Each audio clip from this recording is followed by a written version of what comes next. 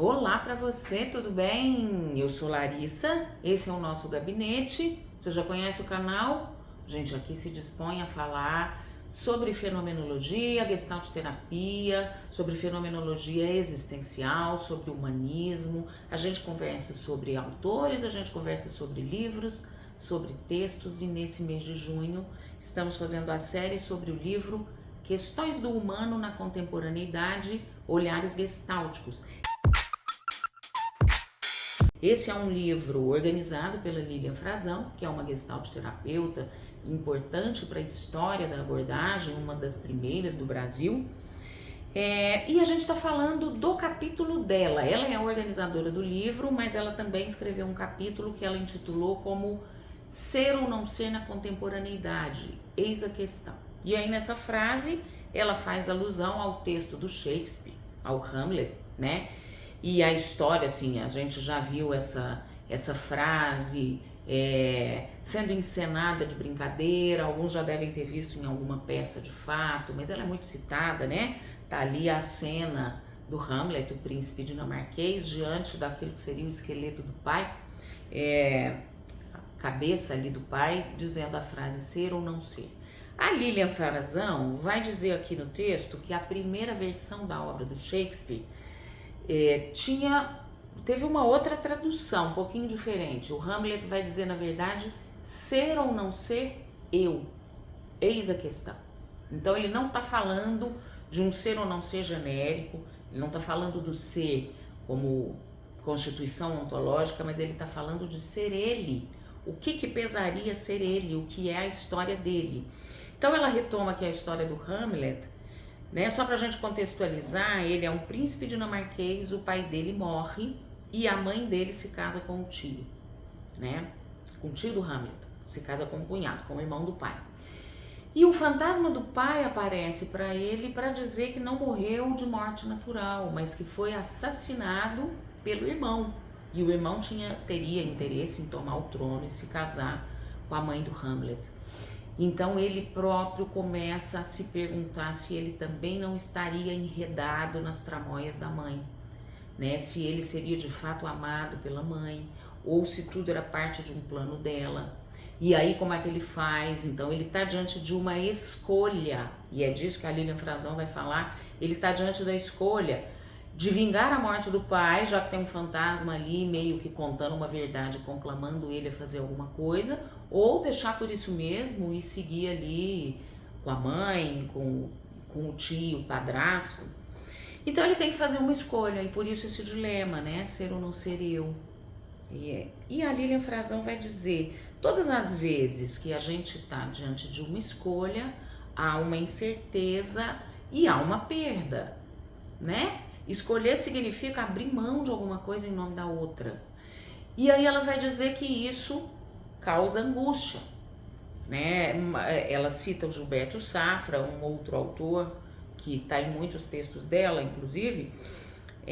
Então ela vai dizer, retomando o Gilberto Safra, a angústia vai estar presente sim nos nossos processos, mas se é difícil encarar e viver essa angústia, também é difícil evitar.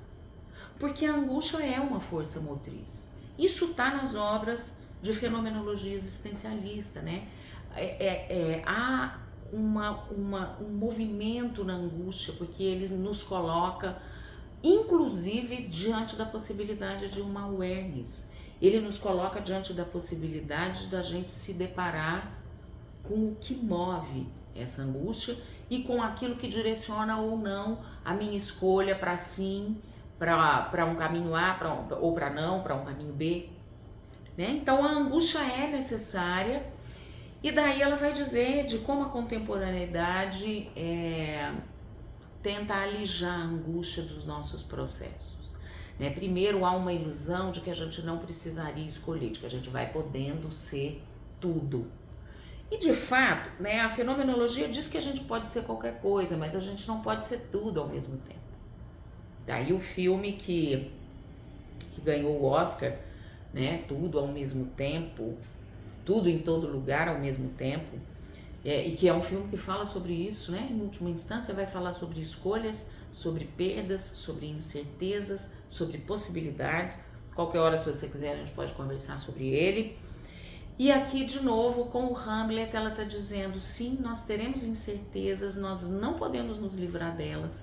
Aliás, quanto mais próximos dela, da incerteza, quanto mais a gente assumir que a incerteza é uma certeza, mais awareness a gente pode abrir, né? Mais possibilidades de awareness a gente pode abrir.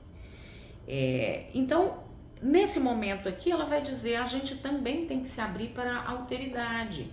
Então, fazer escolhas implica em perdas e incertezas e implica em acolher o outro na nossa vida, né? Porque o outro também nos dá o limite do que a gente pode ou não pode, já que a gente convive coletivamente. Então, ela vai dizer da importância de se acolher à alteridade, de pensar no outro, de como o outro é importante e nós, como terapeutas, representamos nos atendimentos, no processo, a gente representa um outro também. E daí esse outro com um olhar confirmador, né? E o Buber vai dizer disso, né? O olhar do outro, é por ele que a gente também se constitui. Então o olhar do outro tem sim colaboração, o olhar do outro é fundante, não é só colaboração. O olhar do outro nos funda. Não há eu sem a intersubjetividade, sem o outro. Também já falamos disso em outros vídeos.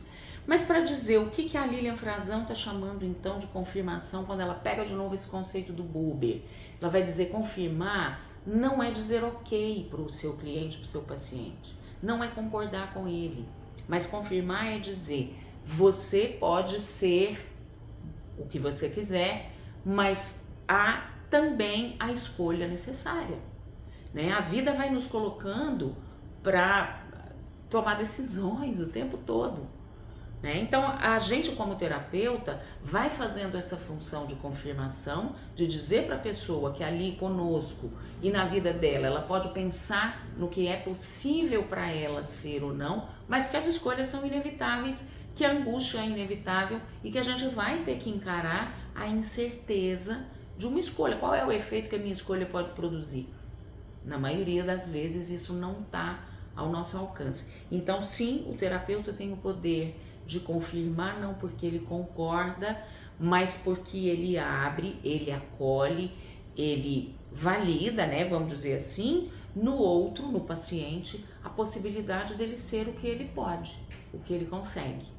E de encarar as escolhas e o processo de angústia que envolve isso também do jeito que é possível, do jeito que dá. A terapia está ali para isso. Se você está gostando do livro, dá um joinha para nós. Se você gostou do vídeo, também dá seu like, compartilha com quem você achar que pode se beneficiar disso. E nós vamos continuar falando desse livro, porque são vários capítulos e muitas temáticas interessantes. Obrigada pela sua companhia. Beijo, até a próxima. Satisfação pelo clique, fake à vontade, critique. Não é tão só com repeat. Tamo aguardando o convite.